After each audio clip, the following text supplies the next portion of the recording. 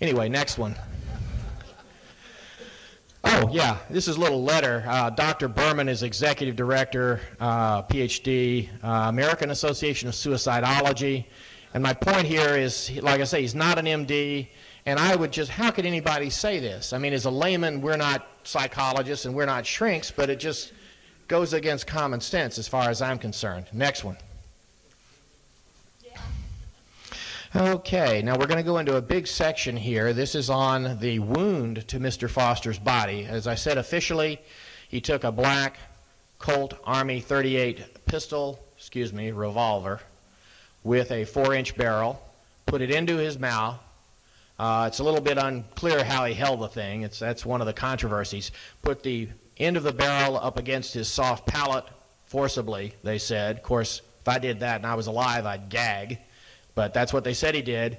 And he pulled the trigger. Officially, the entrance wound was kind of at the rear of in the soft palate. The exit wound was a 1 inch by 1 1/4 inch blowout of skull right here, top rear of the center of the head, about 3 inches below the crown. That's officially what happened.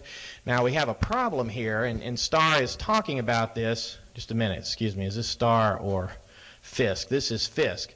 Two members of the Fairfax County EMS, they knelt over the body, and both of them reported a wound that officially didn't exist on the right-hand side of Foster's face.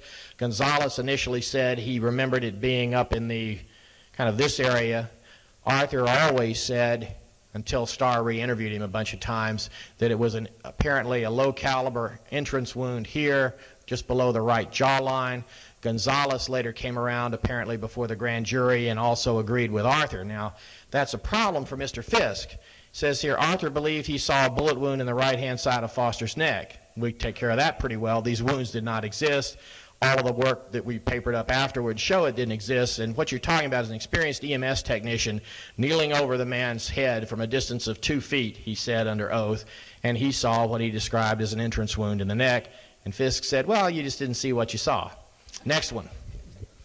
And also I'd like to point out, I mean, all other things being equal, we do learn more as we investigate more, but obviously I think most people would understand that the more contemporaneous the testimony or the evidence, the quicker you interview someone after the death. If you have a whole bunch of people saying X is true the night of the death, and then 3 years later a whole bunch of people say, oh, I made a mistake, you have to kind of wonder, and that's what you'll see here.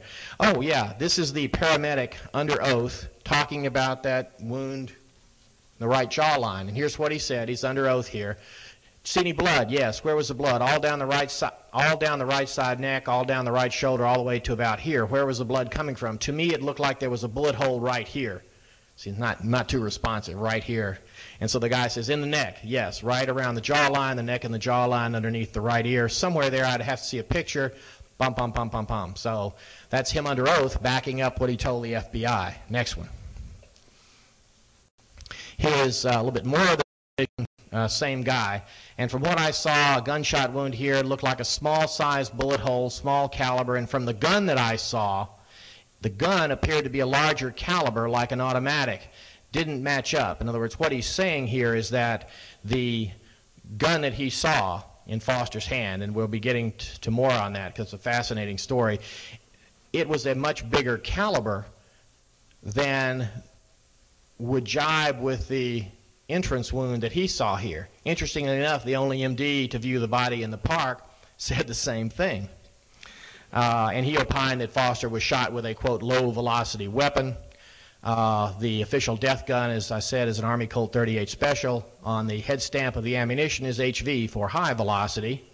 So we have a little problem there. Arthur goes on, the paramedic. I heard a 38 caliber revolver was reported, and to me a 38 would have an exit wound. Well, officially it did, remember.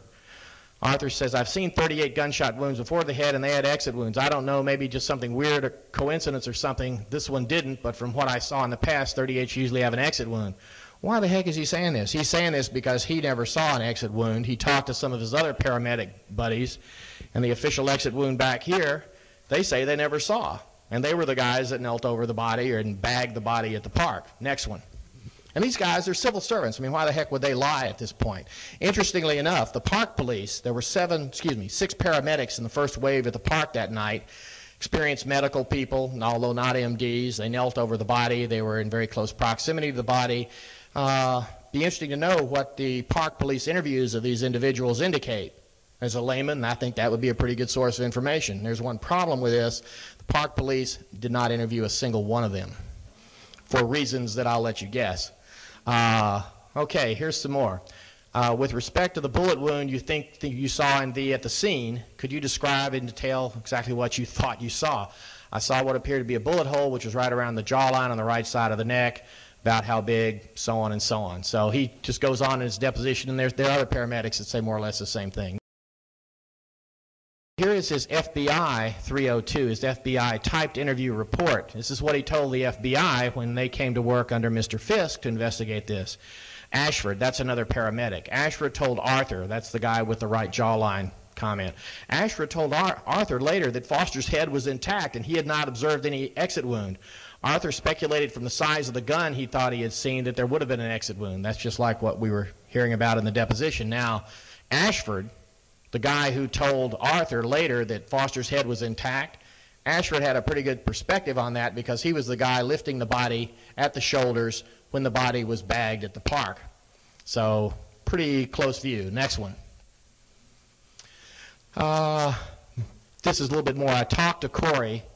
It's Corey Ashford. He put the body in the bag. He classified it as a homicide. I asked him if there was an exit wound, and he said no. He said the head was intact when he picked it up. These are paramedics at the park that are holding the body, okay?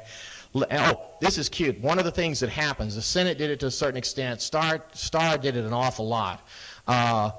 It's called, you know, when Perry Mason jumps up and says, Mr. Berger is leading the witness. Take a look at some of this stuff. This is the Senate questioner here.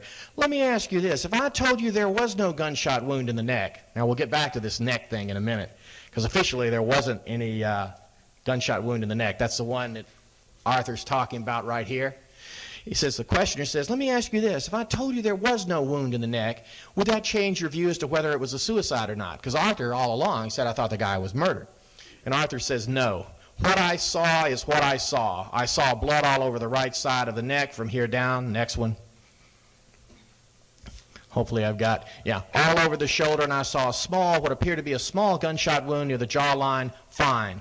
Whether the coroner's report says that or not, fine. I know what I saw. What about the exit wound at the back of the head? Is there one? I didn't know there was one. Was there an exit wound? That's Arthur asking. Questioner, leading the witness. Let me ask it this way. If I told you there was an exit wound in the back of the head, right about here, pointing in the middle of the back of my head, would that change your opinion as to whether it was a suicide or homicide? It wouldn't change my opinion. Well, let me ask you this instead. You know, and they go on and on. He's given the wrong answer. The man's telling the truth here. Next one. Bear in mind that Dr. Berman said he was sure to 100% of medical certainty the death was a suicide, and there wasn't no evidence to the contrary.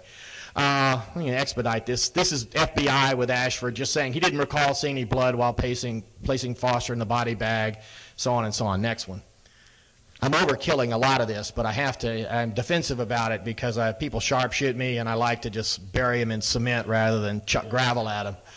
Okay, yeah, rotate, yeah. This guy has got the hardest job in the house tonight. Okay, this is cute. Dr. Hout. This is the Fisk report. Dr. Donald Hout, Fairfax County Medical Examiner. He's the only MD to view the body in situ. That is, where it officially was lying in the park that night. Only MD. Mr. Fisk is pretty unambiguous. He says, Hout observed a large exit wound in the back of the skull. That is the official large exit wound. Let's see the next one. We're going to see what Mr. Hout, Dr. Hout had to say, and you see if Mr. Fisk is representing him correctly. Going on here, this is another link to Hout. This is the Klinger summary report that I showed you earlier. It says, the medical examiner's certificate, better known as a death certificate, is signed by Dr. Hout. And that's the way it should be, because he pronounced the body at the park, and lists the cause of death as self-inflicted gunshot wound, mouth to head. Remember that phrase, and you can see Mr. Klinger has it in quotation marks. He is quoting Dr. Hout. he quotes, self-inflicted gunshot wound, mouth to head. In the mouth, out the back of the head. That's the official line. Now you're going to see some good stuff here in a minute. Next one.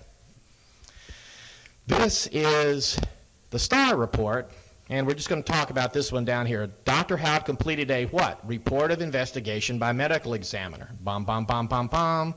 The report states the cause of death was perforating gunshot wound, mouth, head. That means a through and through, in the mouth, out the back of the head. That's the official line. That's what the autopsy says. It states the manner of death was suicide. Dr. Houdt signed the death certificate. It states the cause of death was perforating. You've heard that. And the manner of death was suicide by, quote, self-inflicted gunshot wound, mouth to head. Starr is quoting Houdt, just like Klinger's report quotes Houdt. Now let's keep going. Okay. Dr. Baer said there were no wounds on the neck or anywhere else other than the mouth and the back of the head. And all these people who hung around the autopsy from about 12 feet away all say, gee, we didn't see anything. Let's go to the next one. I'm going to get to the punchline here in a minute. Oh, yeah. We had this autopsy, right? Starr's report quotes this sentence. Let's see. After briefing, this is a report done by the lead park police officer of 4 park police personnel who attended the autopsy. Starr quotes this. After briefing him, the autopsy doctor, with the available information surrounding the crime scene and the victim, he started the autopsy on the victim. That standing alone makes you think, oh, the 4 park police guys were there from the beginning of the autopsy. Starr quoted that sentence accurately. It's accurate, but it's utterly misleading. Bear in mind here that officially, as I said before, we're talking about a gunshot wound where the barrel's put in right above your tongue and you shoot into your soft palate. Look what the next sentence of the park police report says. Prior to our arrival, the victim's tongue had been removed as well as parts of the soft tissue from the palate. The doctor was doing a little chopping before the cops showed up, and I ask you why. And this is right in the area where the old gunshot-aroo was, wasn't it? Also, you see these little brackets around here? This is an unredacted copy. The original copy of this put out, blacked out those things so you couldn't see what they were talking about. Again, I ask you why. Next one. We haven't gotten to the best part of this.